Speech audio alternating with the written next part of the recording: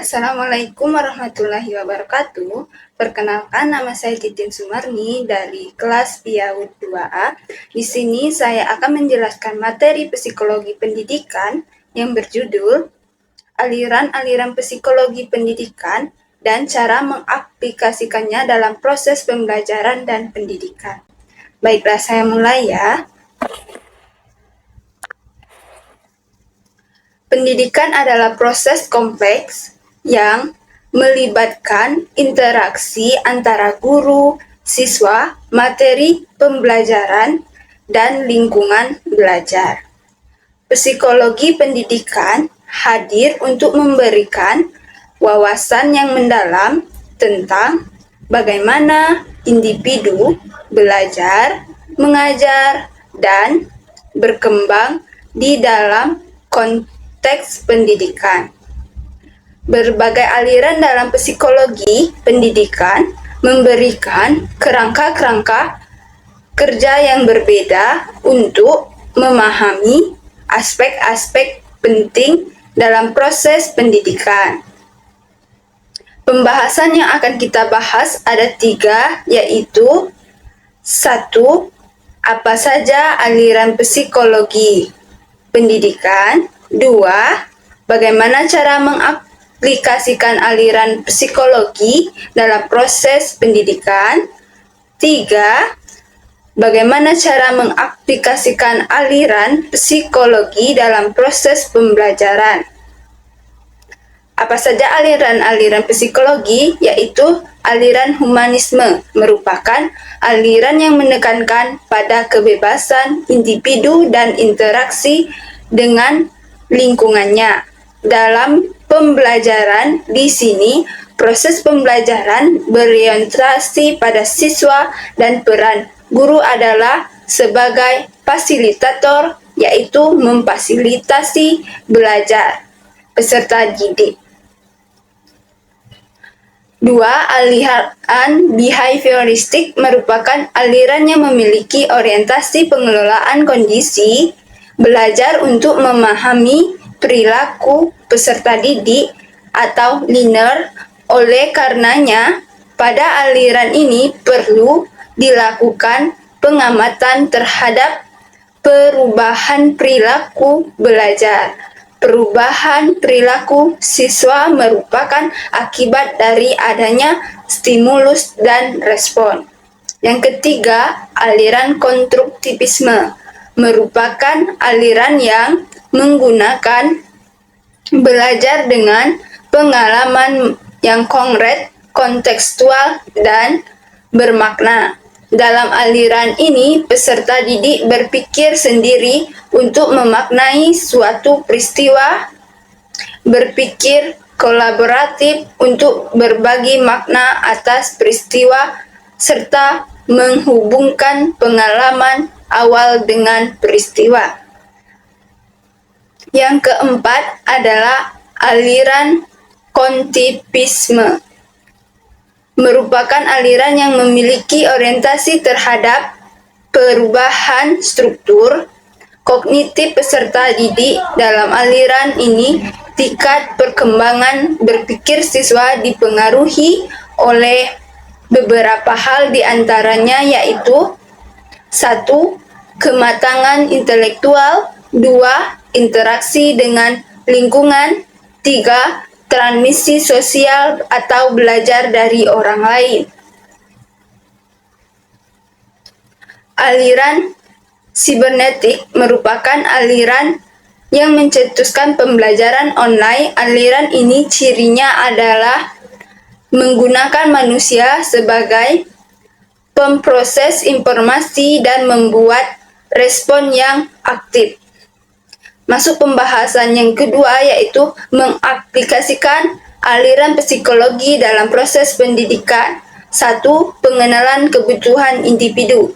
Mengakui bahwa setiap siswa memiliki gaya belajar, kebutuhan emosional, dan kecerdasan yang berbeda. Kedua, penerapan teori-teori. Belajar memahami teori-teori belajar seperti behaviorisme, konstruktivisme, kognitivisme, dan teori-teori belajar lainnya. Ketiga yaitu penggunaan teknik-teknik motivasi. Menerapkan teknik-teknik motivasi psikologi seperti pemberian umpan balik positif, pemberian pujian, penghargaan, dan membangkitkan minat.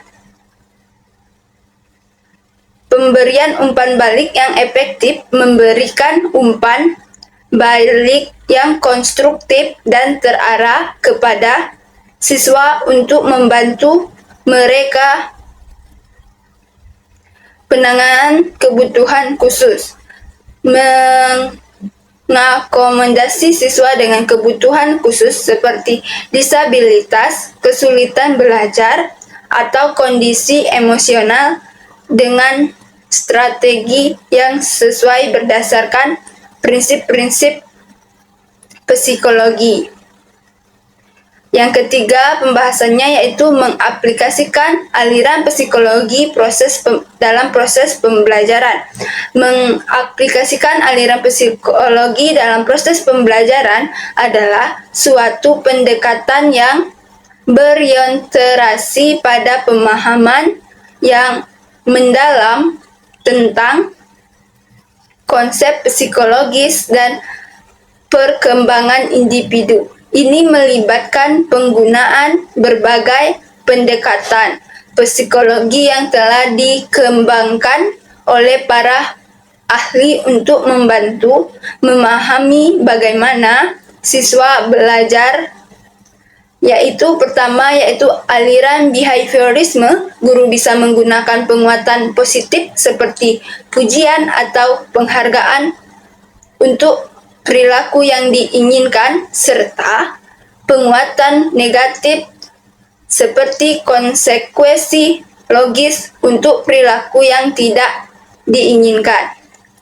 Yang kedua yaitu aliran kognitif. Guru dapat menerapkan strategi pengajaran yang menekankan pada pemecahan masalah, pemikiran kritis, dan analisis. Ini bisa mencakup penggunaan diskusi kelompok, studi kasus, atau tugas yang mendorong siswa untuk menghubungkan materi baru. Yang ketiga, aliran konstruktivisme. Guru dapat berperan sebagai fasilitator pembelajaran yang memungkinkan siswa untuk mengambil peran aktif dalam proses pembelajaran mereka. Yang keempat, aliran humanistik. Guru bisa menciptakan lingkungan belajar yang mendukung, terbuka, dan inklusif. Ini melibatkan mendengarkan, menghargai, dan memberdayakan siswa untuk mencapai potensi penuh mereka. Yang kelima, aliran sibernetik. Guru menggunakan kontrol adiktif untuk menyesuaikan pendekatan pembelajaran sesuai dengan kebutuhan dan tingkat pemahaman siswa. Menerapkan model pembelajaran yang mengadopsi prinsip-prinsip sistem seperti pembelajaran berbasis proyek atau pembelajaran berbasis masalah. Kesimpulannya yang dapat kita sampaikan dari tadi yaitu berbagai aliran dalam psikologi pendidikan seperti behaviorisme, kognitivisme, konstruktivisme, dan humanisme memiliki pengaruh yang signifikan dalam proses pendidikan dan pembelajaran. Behaviorisme menekankan pada pengamatan perilaku yang tepat diamati dan diukur, sementara kognitivisme fokus pada proses mental seperti memori, pemecahan masalah, dan pengambilan keputusan. Sedangkan konstruktivisme menekankan peran aktif siswa dalam membangun pengetahuan mereka sendiri melalui pengalaman, sedangkan humanisme menyoroti keunikan individu dan potensi penuhnya. Sekian materi yang dapat saya sampaikan. Saya akhiri. Wassalamualaikum warahmatullahi wabarakatuh.